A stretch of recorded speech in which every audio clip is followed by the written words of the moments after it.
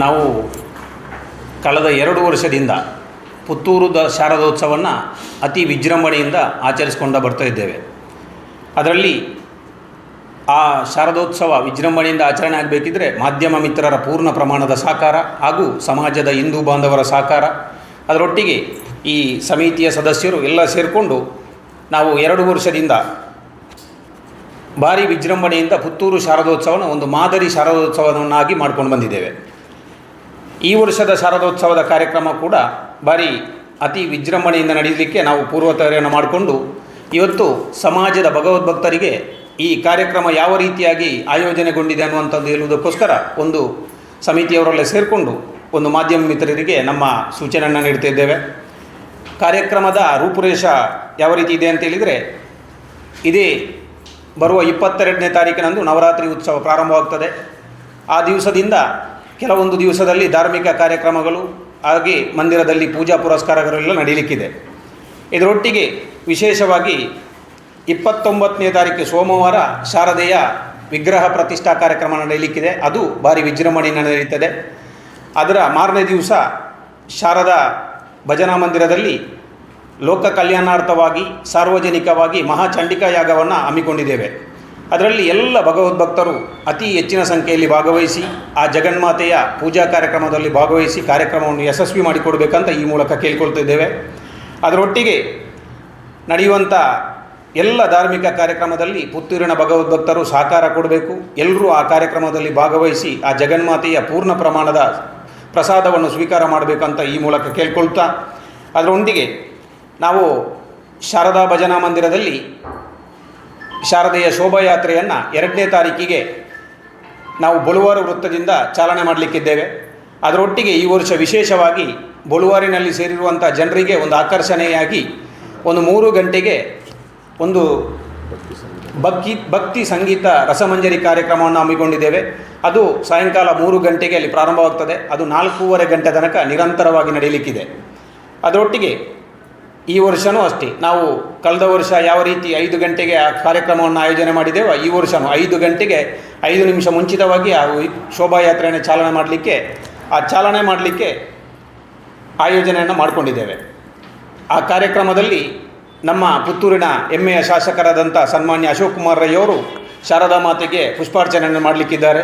ಅದರೊಟ್ಟಿಗೆ ಭವ್ಯ ಶೋಭಾಯಾತ್ರೆಯನ್ನು ಚಾಲನೆ ಮಾಡಲಿಕ್ಕೆ ಮಂಗಳೂರು ಲೋಕಸಭಾ ಸದಸ್ಯರಾದಂಥ ನಳಿನ್ ಕುಮಾರ್ ಕಟೀಲ್ ಇವರು ಭವ್ಯ ಮಾಜಿ ಸಂಸದರು ಹಾಗೂ ಭಾರತೀಯ ಜನತಾ ಪಾರ್ಟಿಯ ಮಾಜಿ ರಾಜ್ಯಾಧ್ಯಕ್ಷರು, ಇವರು ಈ ಕಾರ್ಯಕ್ರಮದಲ್ಲಿ ಭವ್ಯ ಶೋಭಾಯಾತ್ರೆಗೆ ಚಾಲನೆ ನೀಡಲಿಕ್ಕೆ ಆಗಮಿಸಲಿಕ್ಕಿದ್ದಾರೆ.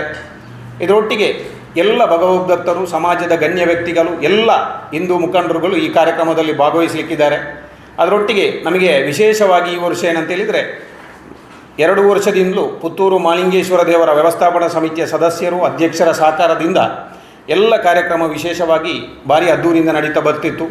ಈ ವರ್ಷ ನಮಗೆ ಕೆಲವೊಂದು ಕಾರ್ಯಕ್ರಮದ ವಿಶೇಷತೆಯನ್ನು ನಾವು ಪಂಜಿಗುಡ್ಡೆ ಈಶ್ವರ ಭಟ್ರ ಹತ್ರ ಮನವಿ ಮಾಡಿದಾಗ ಅವರು ನಮಗೆ ಯಾವ ರೀತಿಯ ಸಹಕಾರ ಕೊಡಲಿಕ್ಕೂ ನಿಮಗೆ ಪೂರ್ಣ ಪ್ರಮಾಣದ ಸಹಕಾರ ಕೊಡ್ತೇವೆ ಅಂತ ಒಪ್ಕೊಂಡಿದ್ದಾರೆ. ಅದರೊಟ್ಟಿಗೆ ಮಾನ್ಯ ಶಾಸಕರು ಸಹ ನಿಮಗೆ ಯಾವ ರೀತಿಯ ಸಹಕಾರ ಬೇಕಿದ್ರೂ ನಮ್ಮ ಹತ್ರ ಕೇಳಿ, ನಾವು ನಿಮಗೆ ಪೂರ್ಣ ಸಹಕಾರವನ್ನು ನೀಡ್ತೇವೆ ಅನ್ನುವಂಥ ಭರವಸೆಯನ್ನು ಶಾಸಕರು ಕೊಟ್ಟಿದ್ದಾರೆ, ಪಂಜಿಗುಡ್ಡೆ ಈಶ್ವರ ಭಟ್ರು ಕೊಟ್ಟಿದ್ದಾರೆ. ಹಾಗಿರುವಾಗ ಎಲ್ಲ ಸಮಾಜದ ಬಾಂಧವರು ಸೇರಿಕೊಂಡು ಒಂದು ಈ ಕಾರ್ಯಕ್ರಮ ಜಗನ್ಮಾತೆಯ ಕಾರ್ಯಕ್ರಮ ಆದ ಕಾರಣ ಇದೊಂದು ಸಮಾಜಕ್ಕೆ ಮಾದರಿಯಾಗುವಂಥ ಕಾರ್ಯಕ್ರಮ ಆಗುವಲ್ಲಿ ನಿಮ್ಮೆಲ್ಲರ ಸಹಕಾರ ಬೇಕು ಅನ್ನೋಂಥದ್ದನ್ನು ಕೇಳ್ಕೊಳ್ತಾ, ಮಾಧ್ಯಮ ಮಿತ್ರರು ನಮಗೆ ಕಳೆದ ವರ್ಷ 2 ವರ್ಷದಿಂದ ಪೂರ್ಣ ಪ್ರಮಾಣದ ನಮಗೆ ರಾಜ್ಯಾದ್ಯಂತ ದೇಶಾದ್ಯಂತ ಈ ಶೋಭಾಯಾತ್ರೆಯನ್ನು ಪಸರಿಸಲಿಕ್ಕೆ ನಿಮ್ಮೆಲ್ಲರ ಸಹಕಾರ ನೀಡಿದ್ರಿ. ಈ ವರ್ಷವೂ ನಮಗೆ ವಿಜೃಂಭಣೆಯನ್ನು ನಡೆಸಲಿಕ್ಕೆ ನಿಮ್ಮೆಲ್ಲರ ಸಹಕಾರ ಬೇಕು ಅಂತ ಕೇಳ್ಕೊಳ್ತಾ, ಇನ್ನೇನಾದರೂ ನಿಮಗೆ ಮಾಹಿತಿಯನ್ನು ಇದ್ದರೆ ನವೀನ್ ಕುಲಾಲ್ರು ಇದನ್ನು ಕೊಡಲಿಕ್ಕಿದ್ದಾರೆ. ಈಗ ಹೌದು,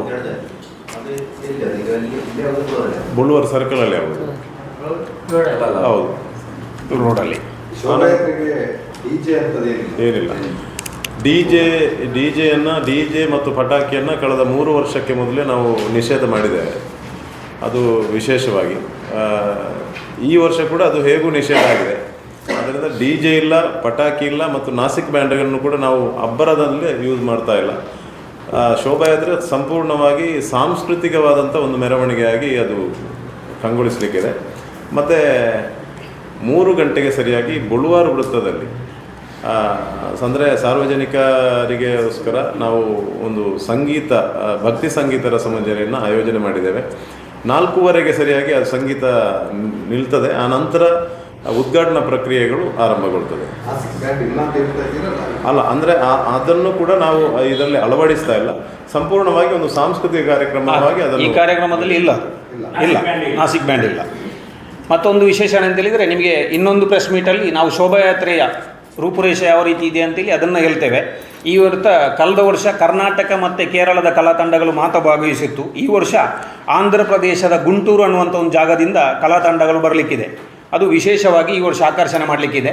ಇಂಥ ಎಲ್ಲ ಕಾರ್ಯಕ್ರಮವನ್ನು ಆಯೋಜನೆ ಮಾಡಿಕೊಂಡಿದ್ದೇವೆ. ಇದರ ಮಾಹಿತಿಯನ್ನು ಇನ್ನೊಂದು ಪ್ರೆಸ್ ಮೀಟಲ್ಲಿ ನಾವು ನಿಮಗೆಲ್ಲ ಶೋಭಾಯಾತ್ರೆಯ ಚಿತ್ರಣವನ್ನು ವಿವರಿಸಲಿಕ್ಕಿದ್ದೇವೆ. ಟ್ಯಾಬ್ಲೋ ಇಲ್ಲ, ಪಟಾಕಿ ಇಲ್ಲ, DJ ಇಲ್ಲ, ನಾಸಿಕ್ ಬ್ಯಾಂಡ್ಗಳಿಲ್ಲ. ಹುಲಿವೇಷದಲ್ಲಿ ಕಳೆದ ವರ್ಷವೂ ನಾವು ಹೇಳಿದ್ದೇವೆ, ಶಾರದೆಗೆ ಪ್ರೀತ್ಯರ್ಥವಾದಂಥ ವೇಷ ಅಂದರೆ ಹುಲಿವೇಷ. ಅದರಲ್ಲಿ ಎಲ್ಲರೂ ಈ 9 ದಿನ ಯಾರೆಲ್ಲ ನವರಾತ್ರಿ ಸೇವೆಯನ್ನು ಹುಲಿವೇಷ ಹಾಕಿಕೊಂಡು ಮಾಡ್ತಾರ ಅವರು ಶೋಭಾಯಾತ್ರೆಯಲ್ಲಿ ಪಾಲ್ಗೊಳ್ಳಿಕ್ಕೆ ಅವಕಾಶ ಇದೆ ಅಂತ ನಾವು 3-4 ಸರಿ ಹೇಳಿದ್ದೇವೆ. ಇದಕ್ಕೂ ಮೊದಲು ಹೇಳಿದ್ದೇವೆ. ಅದರಲ್ಲಿ ಬರುವಂಥವರಿಗೆ ಅವಕಾಶವನ್ನು ಮಾಡಿಕೊಡ್ತೇವೆ. ಅದು ಬರುವುದಿದ್ದರೂ ಅದು ಏನಂತ ಹೇಳಿದರೆ, ಒಂದು ಶೋಭಾಯಾತ್ರೆಯ ಅದಕ್ಕೊಂದು ಆದಂಥ ಅಚ್ಚುಕಟ್ಟು ಇದೆ. ಅದಕ್ಕೆ ಆ ಜೋಡಣೆಗೆ ಸೇರಿಕೊಳ್ಬೇಕು. ಅವರು ಬರಲಿಕ್ಕೆ ಅವಕಾಶ ಇದೆ. ತಂಡಗಳಾಗಿ ಬರ್ಬೋದು. ಹಾಂ, ವೇಷಗಳಿರ್ತದೆ. ಟ್ಯಾಬ್ಲೋ ಇಲ್ಲ. ಟ್ಯಾಬ್ಲೋ 3 ವರ್ಷದಿಂದ ಇಲ್ಲ, 2 ವರ್ಷದಿಂದ ಟ್ಯಾಬ್ಲೋ ನಿಲ್ಲಿಸಿದ್ದೇವೆ ನಾವು. 6 ಕಡೆ ಪ್ರದರ್ಶನ ಮಾಡ್ತೇವೆ. ಅದು ಯಾಕೆ ಅಂತ ಹೇಳಿದರೆ, ಈ ವರ್ಷ ನಾವು ಕಳೆದ ವರ್ಷ ನಿಮಗೆಲ್ಲ ತಿಳಿದಾಗಿ 13 ಕಡೆ ಪ್ರದರ್ಶನ ಮಾಡಲಿಕ್ಕೆ ಆಯೋಜನೆ ಮಾಡಿದ್ದೇವೆ. ಈ ವರ್ಷ 5 ಕಡೆಯಲ್ಲಿ ಮಾತ್ರ ಆಯೋಜನೆ ಮಾಡಿದ್ದೇವೆ. ಒಂದು ಏನಂತ ಹೇಳಿದರೆ, ನಮ್ಮ ಜಿಲ್ಲಾಡಳಿತದ ಒಂದು ಕಾನೂನು ಹಿತದೃಷ್ಟಿಯಿಂದ, ಮತ್ತೊಂದು ಜನರಿಗೆ ನೋಡಲಿಕ್ಕೆ ಭಾರಿ ಹತ್ತಿರದಿಂದ ನೋಡುವಂಥ ಉದ್ದೇಶದಿಂದ ಈ ವ್ಯವಸ್ಥೆಯನ್ನು ಮಾಡಿದ್ದೇವೆ. ನೋಡಿ, ಒಂದೇನಂತ ಹೇಳಿದರೆ, ಕರೆಕ್ಟಾಗಿ ಶೋಭಾಯಾತ್ರೆ ಪ್ರಾರಂಭವಾಗುವುದು 5 ಗಂಟೆಗೆ ಚಾಲನೆ ಆಗ್ತದೆ. ಆದರೆ 3 ಗಂಟೆಗೆ ನಮ್ಮ ಸಂಗೀತ ಭಕ್ತಿ ರಸಮಂಜರಿ ಕಾರ್ಯಕ್ರಮ ನಡೀತಿರ್ತದೆ. 4 ಗಂಟೆಗೆ ಎಲ್ಲ ಕಲಾ ತಂಡಗಳು ಬೊಲುವಾರು ವೃತ್ತದಲ್ಲಿ ಫಾರ್ಮೇಷನ್ ಆಗಿರ್ತದೆ. ಆ ಫಾರ್ಮೇಷನ್ ಆಗುವ ಸಂದರ್ಭದಲ್ಲಿ ಎಲ್ಲ ಕಲಾ ತಂಡಗಳು ಪ್ರದರ್ಶನವನ್ನು ನೀಡ್ತಾ ಇರ್ತದೆ ಅಲ್ಲಿ. ಆ ನಂತರ ಪ್ರದರ್ಶನ ಚಾಲನೆ, ಶೋಭಾಯಾತ್ರೆ ಚಾಲನೆ ಆದ ತಕ್ಷಣ ಅಲ್ಲಿಂದ ಮಯೂರ ಟಾಕೀಸ್ ಹತ್ರ ಹೋಗಿ ಒಂದು ಪ್ರದರ್ಶನವನ್ನು ಕೊಡ್ತದೆ. ಹಾಂ, ನಿಲ್ತದೆ. ನಿಂತ ನಂತರ ಶೋಭಾಯಾತ್ರೆಗೆ ಚಾಲನೆ. ಶೋಭಾಯಾತ್ರೆ ಚಾಲನಾದ ನಂತರ ಈ ಪ್ರದರ್ಶನಗಳು ಮಯೂರ ಥಿಯೇಟ್ರ್ ಹತ್ರ ಒಂದು ಪ್ರದರ್ಶನವನ್ನು ಕೊಡ್ತದೆ. ಆನಂತರ ನಮ್ಮ ಶ್ರೀಧರ್ ಭಟ್ರ ಹತ್ರ ಒಂದು ಆ ಸರ್ಕಲ್ ಇದೆ, ಅಲ್ಲೊಂದು ಪ್ರದರ್ಶನವನ್ನು ಕೊಡ್ತದೆ. ಆನಂತರ ನಮ್ಮ ಬಸ್ ಸ್ಟ್ಯಾಂಡ್ ಜಂಕ್ಷನಲ್ಲಿ ನಂತರ ಸುಜಾತ ಹೋಟೆಲ್ ಇದೆ, ಅದರ ಸರ್ಕಲಲ್ಲಿ ಒಂದು ಪ್ರದರ್ಶನವನ್ನು ಕೊಡ್ತದೆ. ಡೈರೆಕ್ಟಾಗಿ ಮತ್ತೆ ದರ್ಬೆ ವೃತ್ತವನ್ನು ಸೇರಿ ಅಲ್ಲಿ ಒಂದು ಪ್ರದರ್ಶನ ಆದ ನಂತರ ಶಾರದಾ ಮಾತೆ ಮೆರವಣಿಗೆಯನ್ನು ಮಾಲಿಂಗೇಶ್ವರ ದೇವರ ಗದ್ದೆಯಲ್ಲಿ ಬಂದು ಜಲಸ್ತಂಭನ ಮಾಡುವಂಥ ಕಾರ್ಯಕ್ರಮ ನಡೆಯುತ್ತದೆ.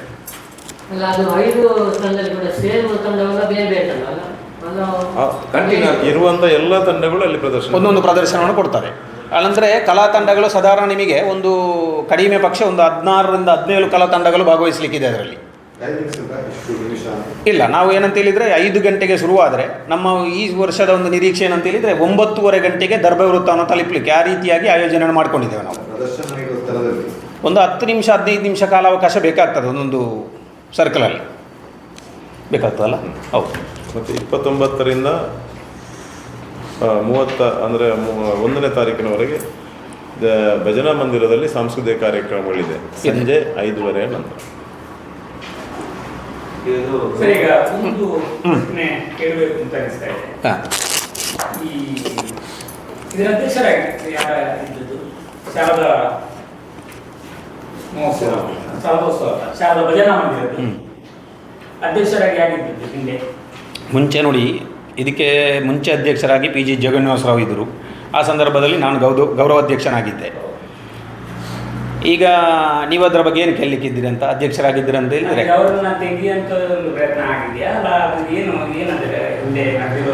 ನೋಡಿ, ತೆಗೆಯುವಂಥ ಪ್ರಕ್ರಿಯೆ ಅಂತೇಳಿ ಹಾಗೇನಿಲ್ಲ. ಅವರು ಈ ಸಮಾಜದಲ್ಲಿ ಕೆಲವೊಂದು ವ್ಯವಸ್ಥೆಗಳು ವ್ಯತ್ಯಾಸ ಆದಾಗ ಅವರಾಗಿಯೇ ನಾನು ಈ ಧಾರ್ಮಿಕ ಕಾರ್ಯಕ್ರಮ ಶಾರದಾ ಭಜನಾ ಮಂದಿರದ ಜವಾಬ್ದಾರಿಯಲ್ಲಿ ಮುಂದುವರಿಯುವುದಿಲ್ಲ ಹೇಳುವಂಥ ಹೇಳಿಕೆಯನ್ನು ಕೊಟ್ಟು ಅವರು ಅದರಿಂದ ಸ್ವಲ್ಪ ಹಿಂದೆ ಸರಿದಿದ್ದಾರೆ.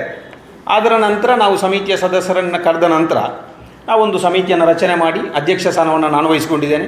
ಹಾಗೆಲ್ಲ ಸಮಿತಿ ರಚನೆ ಮಾಡಿ ಈ ಕಾರ್ಯಕ್ರಮವನ್ನು ಅಚ್ಚುಕಟ್ಟಾಗಿ ಆಯೋಜನೆ ಮಾಡಲಿಕ್ಕೆ ವ್ಯವಸ್ಥೆಯನ್ನು ಮಾಡಿಕೊಂಡಿದ್ದೇವೆ. ಅಲ್ಲ, ಒತ್ತಡಗಳೇನಾದರೂ ಇತ್ತಾ? ಯಾಕಂದ್ರೆ ಒತ್ತಡಗಳಂದ್ರೆ ಸರ್, ಪತ್ರಿಕಾಗೋಷ್ಠಿ ನಡೆದಿತ್ತು. ಹೌದು ಪತ್ರಿಕಾಗೋಷ್ಠಿ ನಡೆದಿತ್ತು. ಹೌದು. ಆ ಪತ್ರಿಕಾಗೋಷ್ಠಿಯಲ್ಲಿ ಅವರು ಒತ್ತಡವನ್ನು ತಂದಿದ್ದಲ್ಲಿ ಹೌದು ಅವ್ರನ್ನ ಶಾರದಾ ಭಜನಾ ಮಂದಿರ ಅಧ್ಯಕ್ಷರಿಂದ ಬಿಡಬೇಕು ಅಥವಾ ವಜಾಗೊಳಿಸಬೇಕು. ಹೌದು. ಈಗ ವಜಾಗೊಳಿಸಿದ್ದಲ್ಲ ನಿಮ್ಮ ಪ್ರಕಾರ? ಅಲ್ಲ, ಈಗ ನೋಡಿ, ನಮಗೂ ಅವರು ವಿಶ್ವಕರ್ಮ ಸಮಾಜದವರು ನಮಗೂ ಒಂದು ಮನವಿಯನ್ನು ಕೊಟ್ಟಿದ್ದಾರೆ. ಇಲ್ಲಿ ಪತ್ರಿಕಾಗೋಷ್ಠಿಯನ್ನು ಕರೆದ ನಂತರ ನಮಗೂ ಒಂದು ಮನವಿಯನ್ನು ಕೊಟ್ಟಿದ್ದರು. ನಾವು ಮನವಿಯನ್ನು ಕೊಟ್ಟದ್ದು ಸ್ವೀಕಾರ ಮಾಡಿದ್ದೇವೆ. ಅದರ ಬಗ್ಗೆ ನಾವು ಮಂದಿರದಲ್ಲಿ ಚರ್ಚೆ ಮಾಡಿದ್ದೇವೆ. ಅದನ್ನು ನಾವು ಅದು ಚರ್ಚೆ ಮಾಡಿದ ನಂತರ ಅವರಾಗಿಯೇ ನಾವು ಅದನ್ನು ಮುಂದುವರಿಯುವುದಿಲ್ಲ ಅನ್ನುವಂಥದ್ದು ಕೊಟ್ಟಿದ್ದಾರೆ. ಮತ್ತೊಂದು ಏನಂತ ಹೇಳಿದರೆ, ಆ ವಿಶ್ವಕರ್ಮ ಸಮಾಜದವರು ನಮಗೆ ಒಂದು ಮನವಿಯನ್ನು ಕೊಟ್ಟಿದ್ದರು. ನಾವು ಅದನ್ನು ಪುರಸ್ಕಾರ ಮಾಡಿದ್ದೇವೆ. ಈಗ ಅವರು ಹೇಳಿದರು, ಅವರು ಮನವಿ ಕೊಡುವಾಗಲೇ ಹೇಳಿದರು, ನಿಮಗೆ ಶಾರದಾ ಭಜನಾ ಮಂದಿರಕ್ಕೆ ನಮ್ಮ ಇಷ್ಟು ವರ್ಷದಿಂದ ನಾವು ಬಹಳ ಕೊಡುಗೆಯನ್ನು ಕೊಟ್ಟಿದ್ದೇವೆ ಅನ್ನುವಂಥ ಒಂದು ಇದನ್ನು ಮನವಿಯನ್ನು ಕೊಟ್ಟಿದ್ದರು ನಮಗೆ. ಹಾಗೆ ಅದನ್ನು ನಾವು ಮನಸ್ಸಿಗೆ ಗಮನಕ್ಕೆ ತಗೊಂಡು ಈ ಅವರಿಗೆ ಈ ವ್ಯವಸ್ಥೆಯನ್ನು ಮಾಡಿಕೊಂಡಿದ್ದೇವೆ. ಕಳೆದ ವರ್ಷ 85 ರೂಪಾಯಿ ಆಗ್ತದೆ. ಹೇಗೆ? ಈಗ ಹಾಂ, ನೀವು ಈಗ ಒಂದು 5 ಲಕ್ಷ ಅಮೌಂಟ್ ಇದೆ, 5 ಲಕ್ಷ ನಿಮ್ಮದು. ಹೌದು. ಅದೇ ರೀತಿ ಜಗನ್ನಿವಾಸರಾವ್ ಕೂಡ 75,000 ಹೌದು. ಹಾಂ, ಅವ್ರು ಹಾಕಿದ್ದಾರೆ, ಅದು ಹಾಕಿದ್ದಾರೆ. ಈಗ ವಿಶ್ವಕರ್ಮದವರು ಆರ್ಥಿಕವಾಗಿ ಸಹಕಾರ ಕೊಡ್ತಾರೆ ಅಂತ ಹೇಳಿದ್ದಾರೆ. ಏನಾದರೂ ಬಂದಿದ್ದಾರೆ ಈಗ ನೋಡಿ, ಅವರು ಮನವಿ ಕೊಡುವಾಗಲೇ ಹೇಳಿದರು, ನಾವು ನಿಮಗೆ ಸಹಕಾರವನ್ನು ಕೊಡ್ತೇವೆ ಅಂತ ಹೇಳಿದ್ದಾರೆ. ಈಗ ಇಷ್ಟರ ತನಕ ಯಾವುದೇ ಸಹಕಾರವನ್ನು ಕೊಡಲಿಲ್ಲ. ಈಗ ಕಾರ್ಯಕ್ರಮ ನಡೀಲಿಕ್ಕೆ ಇನ್ನೂ ದಿವಸಗಳಿದೆ. ಸಹಕಾರ ಕೊಡ್ಬೋದು ಅನ್ನುವಂಥ ನಿರೀಕ್ಷೆಯಲ್ಲಿ ನಾವು ಇದ್ದೇವೆ. ಮತ್ತು ನೋಡಬೇಕು. ಜಗನ್ನಿವಾಸರು ಈ ಸಲ ಏನಾದರೂ ಮಾಡಿದ್ದಾರೆ ನಿಮಗೆ ಈ ಹಂತದಲ್ಲಿ? ಇದಕ್ಕೆ ಈ ಕಾರ್ಯಕ್ರಮ ಇಷ್ಟರ ತನಕ ಅವರು ಏನು ಎಲ್ಲಿ ಮಾತಾಡಲಿಲ್ಲ. ನೋಡಬೇಕು, ಏನಾದರೂ ಕೊಡಲಿಕ್ಕೂ ಸಾಕು ಅವರ ಸಹಕಾರ. ಈಗ ಗೌರವಾಧ್ಯಕ್ಷರು, ಈಗ ಗೌರವಾಧ್ಯಕ್ಷ ಅಂತ ಯಾರನ್ನು ಆಯೋಜನೆ ಮಾಡಲಿಲ್ಲ. ಈಗಿನ ಉತ್ಸವ ಸಮಿತಿಗೋಸ್ಕರ ಸಂಜೀವ ಮಠಂದೂರವ್ರನ್ನ ಒಂದು ಮಾಡಿದ್ದೇವೆ ನಾವು. ನಿಮ್ಮ ಜಾಗ, ಶೋಭಾಯಾತ್ರೆ. ಶೋಭಾಯಾತ್ರೆ ಇವರಂದ್ರೆ ಗೌರವಾಧ್ಯಕ್ಷರು ಮತ್ತು ಅಧ್ಯಕ್ಷರು ಒಬ್ಬರೇ. ಹೌದು. ಈಗ ಅಧ್ಯಕ್ಷರು ಒಬ್ಬರೇ ಅಂತಲ್ಲ, ಈಗ ಅಧ್ಯಕ್ಷನಾಗಿ ಅದನ್ನು ಮಾಡ್ಕೊಳ್ತಾ ಇದ್ದೇನೆ. ನೋಡಬೇಕಿನ್ನು ಇದು ಯಾವದಿಂದ ಇಷ್ಟು ವರ್ಷ ಅಧ್ಯಕ್ಷರಿಂದ? 3 ವರ್ಷ ತನಕ ಒಂದು ಅವಧಿ ಅಂತ ಇದೆ. ಹೌದು.